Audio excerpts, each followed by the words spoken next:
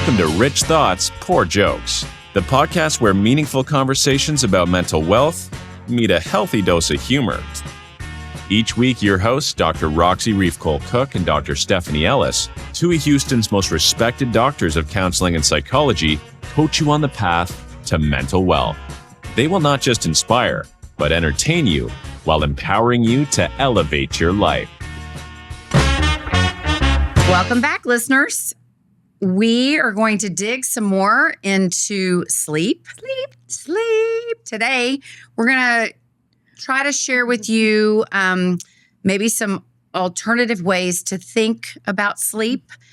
Definitely start talking about how to restore sleep, how to repair some of the things that we chatted about last time. By the way, we know if you listened to episode 1, you got a really good overview, hopefully, about sleep hygiene.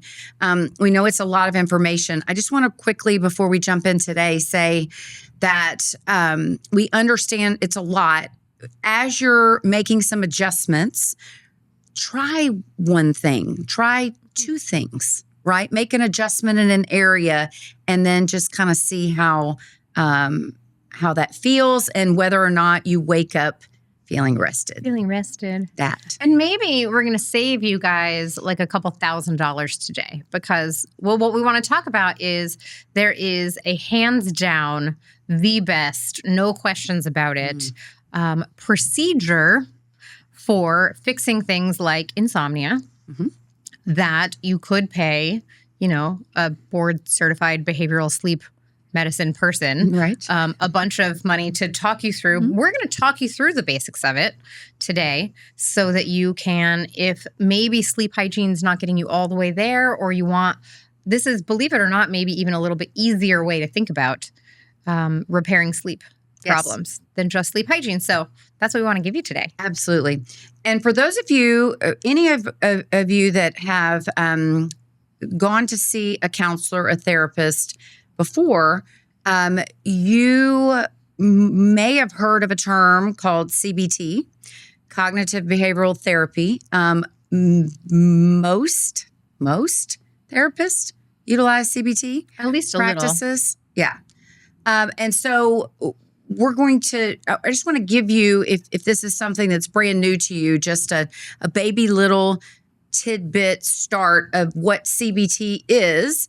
Because as we go into talking about a way to restore and repair insomnia, CBT is a huge part of that. So the baseline basics of CBT are your thoughts can impact your feelings, and therefore your feelings could then impact your behavior.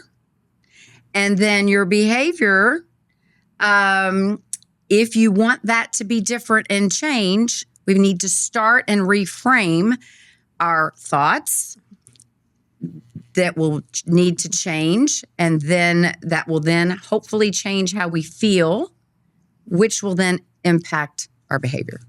So thoughts, feelings, behavior. Change this to change this to change this. So let's talk about how we can use CBT practices, and so can you tell everybody a little bit more about CBTI? So CBTI, or CBT for insomnia, is the sort of gold standard treatment for insomnia, but it has implications sort of across the whole sleep realm. And so let's take it in that direction. So thoughts and thoughts and behaviors are the easier pieces of this to change. Right. Most people experience their feelings as if they come along for the ride, which may or may not be true, but is another podcast. Right. And a lot of the stuff that we talked about in sleep hygiene already falls under what we would consider like behavior therapy. Behavior therapy is basically any time you change your behavior, a thing you do actively, with the hope that that changes something that's happening in your life. So there is a structured, evidence-based type of therapy that is utilized based on CBT insomnia. Will you tell the listeners more about that? Yeah. So CBTI, or CBT for insomnia, absolutely the gold standard. Mm-hmm. And what is it? I mean, it's going to be changing cognitions and behaviors around sleep. Yes. Right. So thoughts and actions that are related to sleep. And listen, if you listened to last week and you've been playing around in the sleep hygiene realm, you're already doing some of this stuff. You're doing part of the behavior therapy part of CBTI, because that's anything you do actively that might change your sleep for the better. Yes. Okay. More basics, more about CBTI? I think the whole principle behind CBTI is that sleep is normal. Sleep is natural. Your body wants to do that. And what happens almost all the time that we're having sleep problems is that we have learned something about not sleeping. We've learned to not sleep. Right? We've trained our bodies to be doing something else in the bed, right? Or we have put processes, mental processes, behavioral processes in place that are keeping us from sleeping. And we need to kind of recognize them and take them out and then rebuild our new, or maybe our old, or just our natural, like thought and behavior patterns around sleep. Okay. Yes. So not sleeping is learned, which means it can be unlearned. Yes. There's a huge, and I know that people, especially if you've listened to things on the www, you've learned us. We're on the dub. People talk a lot about circadian rhythm. Will you tell listeners a little bit more about that? Yeah. Well, let me back up. There's two natural processes happening in your body about being asleep and being awake. Sorry, when I said that, it sounded like I meant you have two processes, one that's about being asleep and one that's about being awake. That is not what I mean. I mean, you have two separate processes that handle sleep and wakefulness, and they are independent of each other. So the one that circadian rhythm, it's like got all the jazz about it these days, right? Is in theory this kind of 24-hour cycle. Now your body's circadian rhythm is actually like about a little more than that, 24 and a quarter, maybe hours. And so your circadian rhythm resets based on basically, like we talked about last week, your exposure to light. And so that is the driving force that lets your body know now it is morning. So there are other ones, right? Like you get out of bed, you do certain things. Some social cues can help your body kind of stay in rhythm about that kind of stuff when you caffeinate, all that. But light is by far and away the one thing that keeps your sleep and wakefulness tied to the 24-hour rhythm. And so we want to capitalize on that by getting light early in the morning, sunlight if we can. But if we wake up earlier than that, then we're going to want to do something to get as much, especially bright overhead light as we can get in the mornings. Be outside during the day. This is a relatively new finding, but it's like because your brain knows the difference in the different times of day. If you didn't get it in the morning, go outside in the afternoon. Go outside so you can see the sunset, and it will help your body regulate that also. And then I know we're just going to keep harping on it. We got to be in low light at night, right? Whether that is turning off screens, if that is putting our lamps down for the evening, like having floor lighting is a new thing that's expensive that you don't need at all, right? It's like this lamp right here. Just take a regular lamp and just put it on the floor. Like you're fine. Like you do not need to buy it's like a $200 globe bubble thing to be your floor lighting. You can. I'm not saying you can't. Yes, you can. You do. You spend your money as you choose. Okay, so circadian rhythm, we're using that daytime, nighttime clock based on light to keep us on track. So that's one system that's working. See, I already went on a tangent today, you guys. Okay. The other thing that you know intuitively that you have, but that we don't think about is just called sleep drive. Sometimes it's called sleep pressure. I like the word sleep pressure, actually. And what's happening is as you go through the day, your body is building up chemicals that say we've been awake for a while. There's a lot to say about that, on like a biochemistry kind of level that I'm not going to do. You're welcome. But let's say you wake up and your body starts kind of churning through its energy. And as you go throughout the day doing energetic things, your body's kind of making byproducts of that energy usage. Those byproducts are building up in your system. And as they build up, your sleepiness level goes up. And so that's one of the things that caffeine does, is it actually blocks your ability to tell when those chemicals are building up. So it's not like actually making you less tired. That's not its primary function. Its primary function is to make you not know how tired you are. So beware. By the way, listeners, if you're listening and you couldn't see, she just hugged her coffee cup when she said that.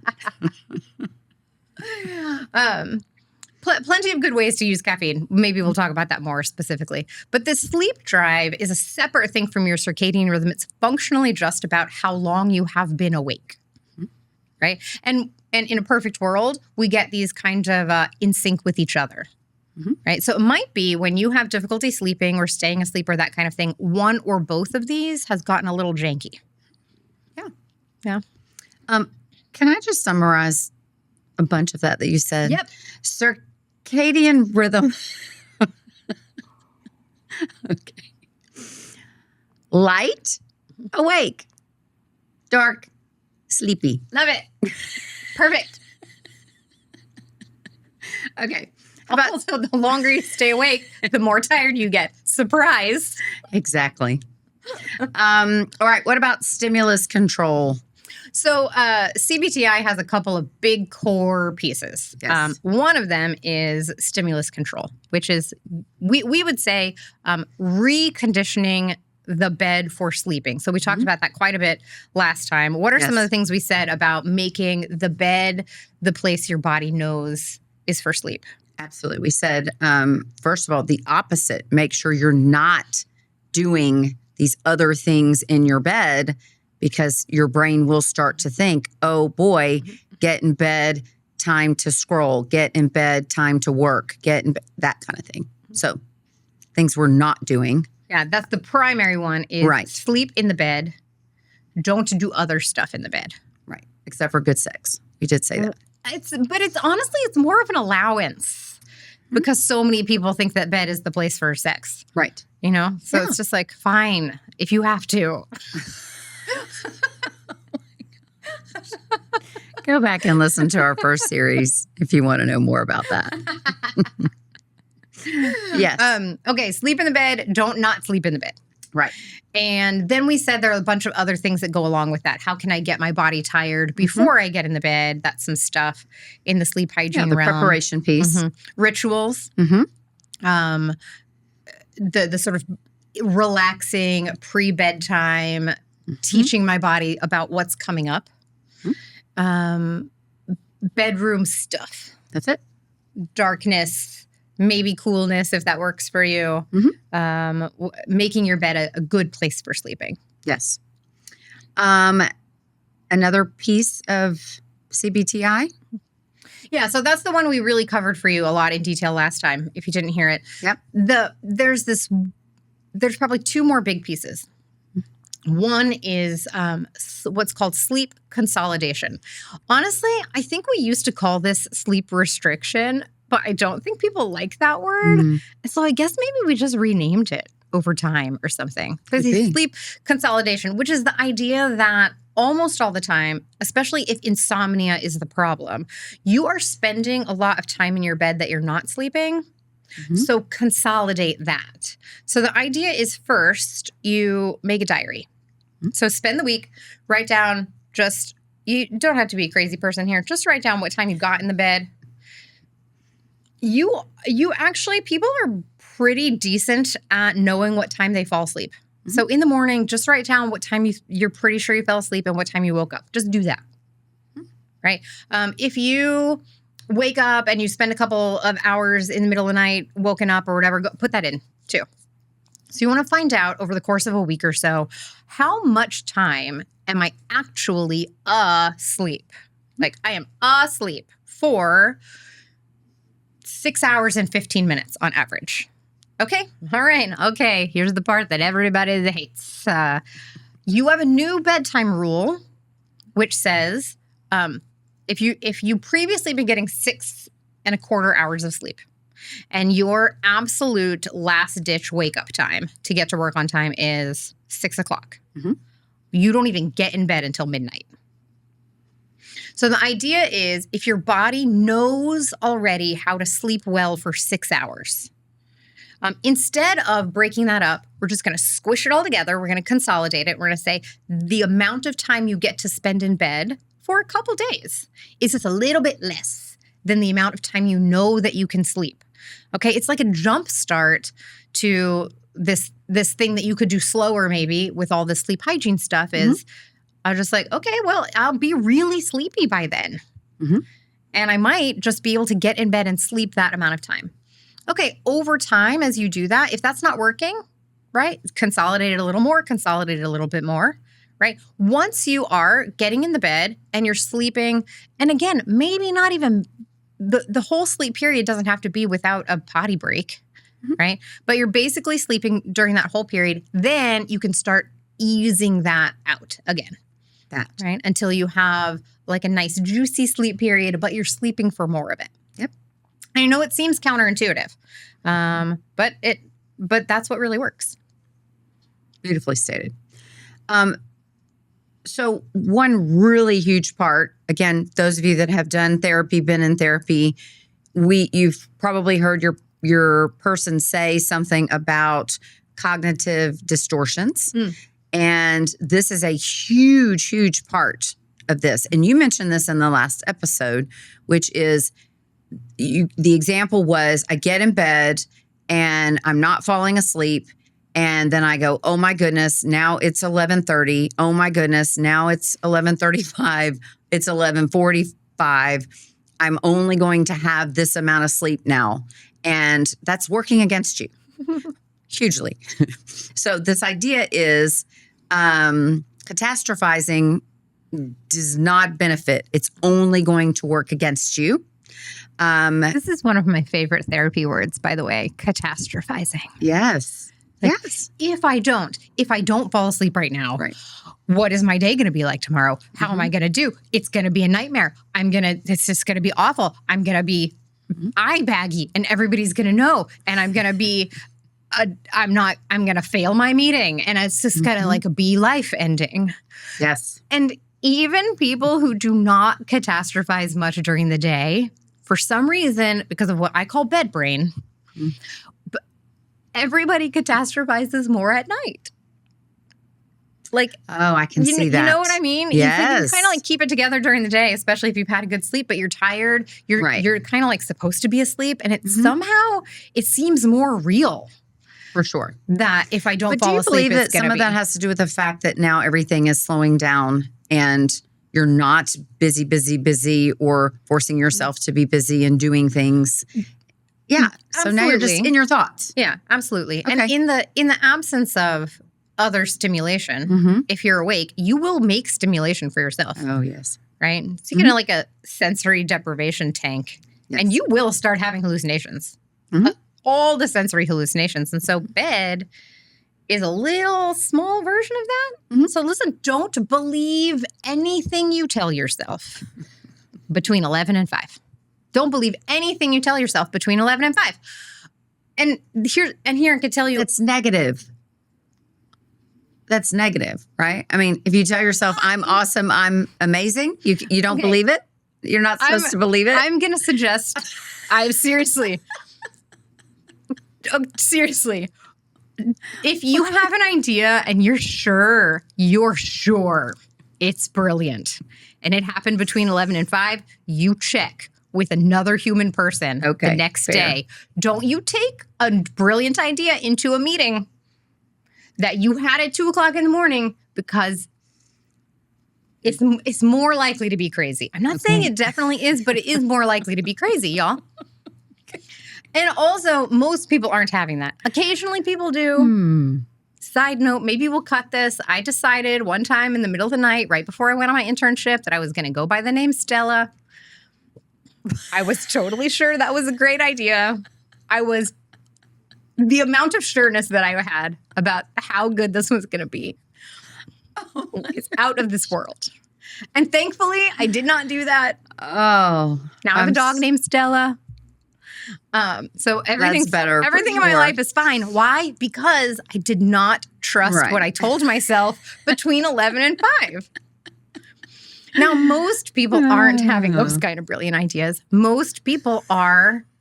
For most people, it is the unpleasant stuff that's coming up. And, for sure. And interestingly, in the first half of the general sleep period, usually people are having more anxious thoughts, future-oriented, anxiety stuff. And in the second half of the sleep period, so for people who wake up too early and have trouble getting back to sleep, are more likely to have unpleasant thoughts in the realm of the past and guilt and regret. And the fact that we can even document that, I think, says something about how you're supposed to be asleep now. That. Okay. But that just feels like lots of anxiety. Stuff just feels more true. It feels more true than it is. Yeah. Okay. So I'm going to say it's a very good time to give yourself a minute. And we teach you, again, in the therapy world, to try to reframe, change your thinking, put some positive self-talk in there, some realness, right? But if that doesn't work, we shared with you in the first episode, get up, get out of bed, go read a book or fold some laundry or something so that you're not just sitting there, with all these bad negative thoughts, because that's just going to keep working against you. Yep. Okay. Especially something that, and if folding laundry does it for you, in the middle of the night, I really do like people to read something they've read before. Right. Because it pushes out some of the thinking because you have to be tracking the verbal stuff. Right. However, if you have an obsessive personality and you know that you can't sleep because all you can think about is this one piece of laundry that is, oh my gosh. If you cannot sleep because of anything you could finish. Yes. Will you just get out of bed and finish it? That. Like, I'm not going to be mad. That. If it is a laundry, I don't care if you have to get on your computer in front of the screen and finish that email. But listen, don't write a new email between 11 and 5. It will not be a good email, my friends. But yes, if there's something plaguing you that you could do, just do it. Okay. If it's not something you could do or not, it's one of those things that's more like a process than a project. Yep. Write it on your notepad. That. Yeah. Ooh, that feels real nice. Okay. How about relaxation and relaxation training? Because we do talk about this a lot with people in our offices, and not just related to sleep. What are some of the things you do? What do you like to teach? Breathing. It's a big one. My thing about breathing, I like to teach it too. My thing about breathing is like the internet cares a lot right now about like how you do it. And I think maybe we've said this on the podcast at some time before, but like if you are exhaling longer than you're inhaling, nothing else matters. Yeah. You don't. It does. See, what is the thing about like the 4, 7, 7, 8? But I don't know, you guys. It doesn't matter. Yeah. Exhale longer than you inhale. I like it. I know that I do teach this. It's not really my personal jam, but imagery is a huge piece. If you can try to take yourself in your head to a place that is very relaxing, brings all the good feels. There's that. There's this one thing I just learned about that I think some people do just naturally. They already figured this out. So if you can, and sometimes you have to prep this out a little bit, if you can take yourself mentally on a walk through a place you've been many times, there is something about your nighttime imagery being in motion that really does actually something to your eyes that helps you fall asleep. Try it. So if you don't have a place that you have walked, try walking around your block a couple of times during the day this week, and then bring that exact walk in as much detail as you can bring it. Yeah. I don't know if this is a good time to talk about this. I think we may talk about it later a little bit more. But how do you feel about the relaxation apps?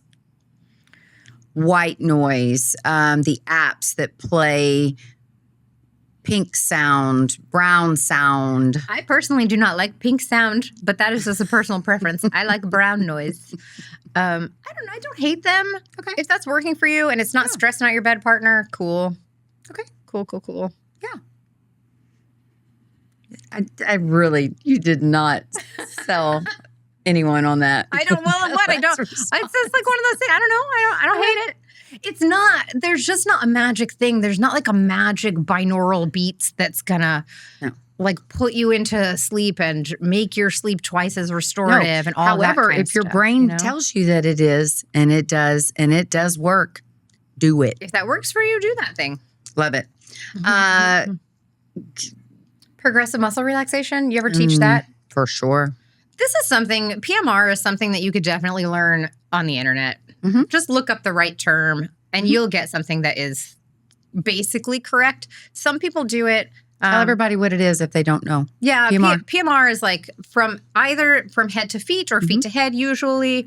You can do this one of two ways. You can either sort of tense your muscle groups and then relax them. You're more likely to do that one in your therapist's office because a lot of people don't actually know how much tension they're holding in their bodies. And so tensing it and then relaxing it can help build their body awareness for that. Once you're in the bed, I prefer the kind of PMR where you just do a body scan one way or the other. Some people will do this with like a relaxing color in their heads or something like that, and bring that blue relaxation to the top of your head. And, you know, and you might be driving, so I'm not going to talk you through any more of that. But right, you sort of go through the whole body and you relax muscles one at a time.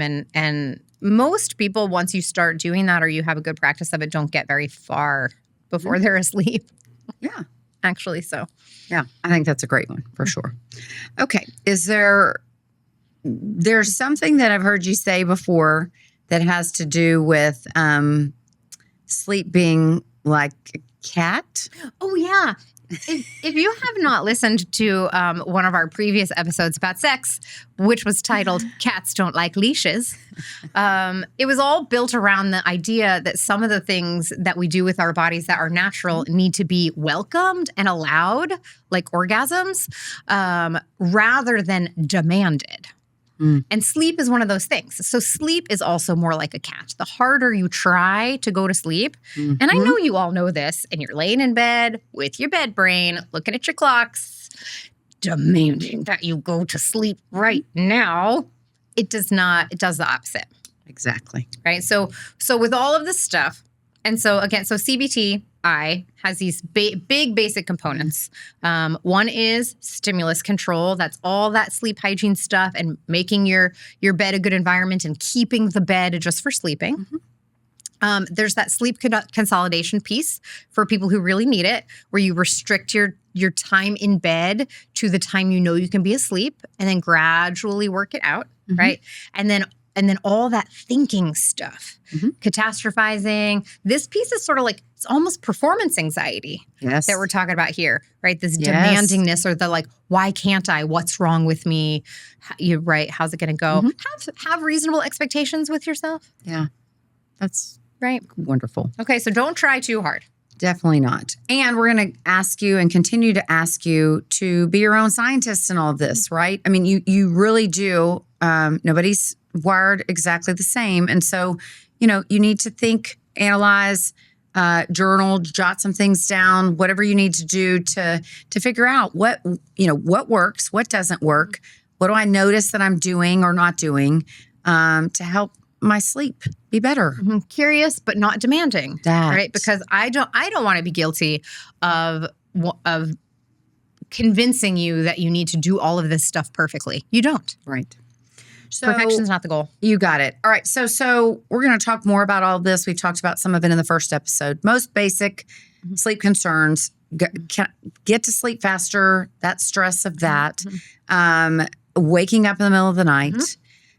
Getting up too early. And then just your sleep not being as restorative as not you restful. Hope. Yeah. One other really quick thing, though, before we get to crown jewels that I think we need to talk about is, and this is something that happens when we go down this route, or it can, all of this is interlinked, but can we talk for a minute about adrenaline and cortisol? Oh, sure. Let's do that.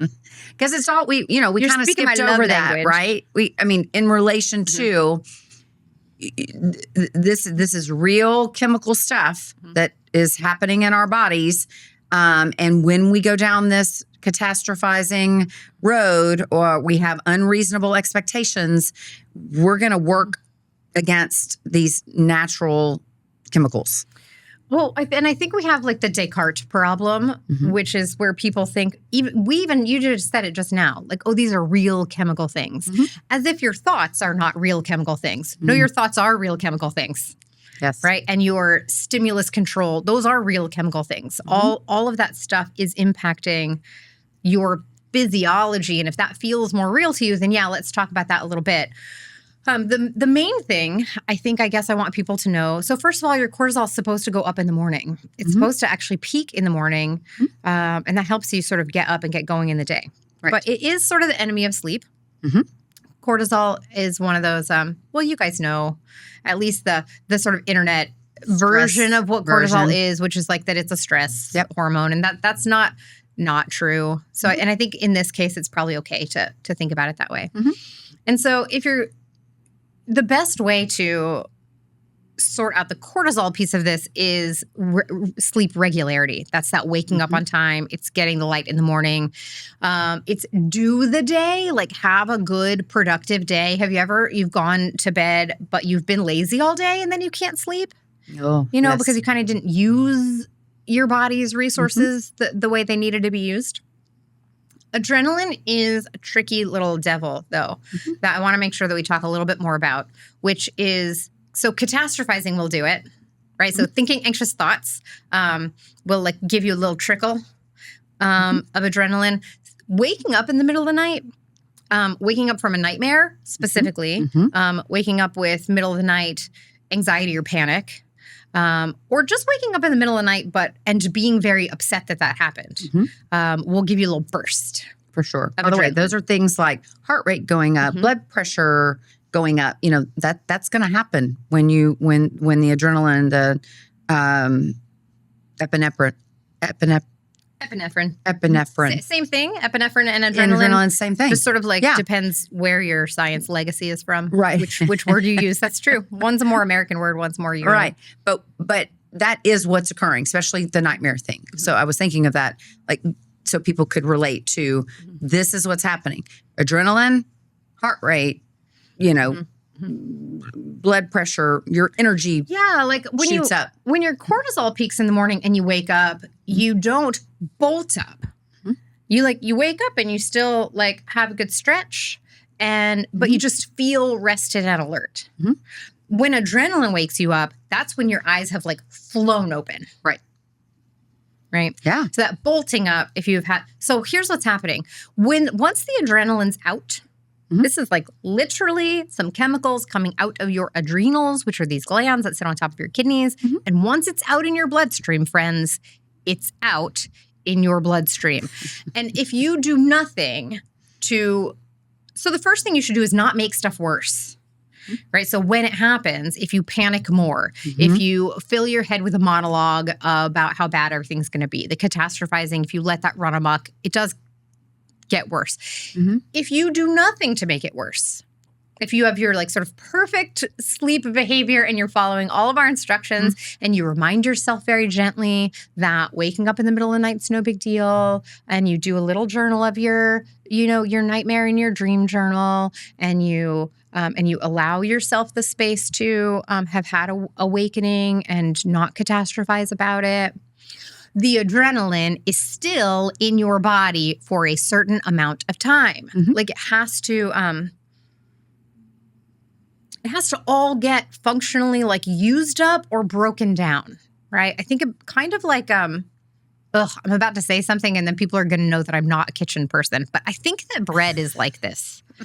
Like I think when you make bread and you do the yeast thing, Like the reason it has to rest is because the yeast does not get like used immediately, right? Is that right? It's a slow process. Okay. Do you know, or do we need to invite someone to email us? You're welcome to About bread making. You're welcome to educate me Yeast. on this process. Anyway, that's my idea about it. Is that, so the adrenaline's in your body. Right. It's gonna take some time for it to all get broken down. Right. So if you have bolted out of bed, please just get up and read or something for a minute. Like do a little nice gentle stretching or something like that. Don't lay back down. Like the adrenaline is still boiling, Yes. right? It's gotta you gotta let your body get cooled kind of down. And just doing some deep breathing at that point is not gonna do it. You're gonna need a little bit It's of time. going to take a minute. Not a ton of time. No, because the cool thing about our bodies, awesome, it will eventually get there. All of these chemicals, I mean, again, will get there, right? When the what feels like it's the fear factor, the stress, the whatever it is, when it starts to work itself out, eventually it goes back. But it's not going to happen immediately. Yeah. So just kind of want people to know you're normal and you're okay. And it's one of those times it's better to go ahead and get out of the bed because you know that you will be up for a little while. Right. But you're all right. Don't make it worse. That's all. Perfect. Love it. Okay. Oh, can I say one more thing Yes. that I do in that visualization thing, which is, I think it has to do with that walking thing. Oh, one thing I also do is have people show themselves their favorite movie in their heads when they're trying to fall asleep. Oh, okay. Like show yourself your favorite movie in as much detail as you can. Yeah, that's That's a imagery good one, stuff. too. I like that. Something that has been working specifically well for me, and I think it's capitalizing on this, is I will close my eyes and I will sort of use my eyes to write on a black background in gold letters, to write in cursive nice things. I like that. And there is something Way better than counting sheep. Well, and a lot of people, when we say the thing about visualizing, a lot of people are like, I can't do it. I have aphantasia, because that's a new internet word that people have and stuff. And so it's like I write in cursive, even if it's something like my jaw muscles are relaxed, whatever it is. And so that's something that I just wanted to put out there and make available for people who aren't maybe high visualizers. I like it. Sorry. That's great. One other last thing, we know we've given you all these tips and things, and we know we're going to talk a little bit more. We are going to be jumping in to some really bigger sleep concerns that people do have, and we know that because you may be listening right now and saying, look, I've tried all these things. You people. This is Stop silly it because with your sleep So we hygiene are going nonsense. to give you validation. For some really true sleep concerns that are diagnosable, but also things just like, other physical things that happen and aging and all of that. So yeah, I think we'll do some sleep concerns for you guys. And then I think we'll do full on sleep disorders too. Yeah. Just to kind of put that out there for you in a way that is manageable. yes. Okay, we ready? Crown jewels. Do them. Number 1, work to increase your sleep drive. Number 2, reduce your mental and physical arousal. Number 3, strengthen the bed-sleep connection. There, we just summarized CBTI We sure did. in our crown jewels. That's awesome. Thank you for listening. Please join us next time for more information about sleep. Thank you for tuning in to Rich Thoughts, Poor Jokes. We hope today's episode offered insight or possibility, a new perspective on your mental wealth journey. Tune in next week for more strategies to drive success. Please consider subscribing or sharing this episode with someone else because your mental wealth matters. And a few rich thoughts and poor jokes can help you live with abundance.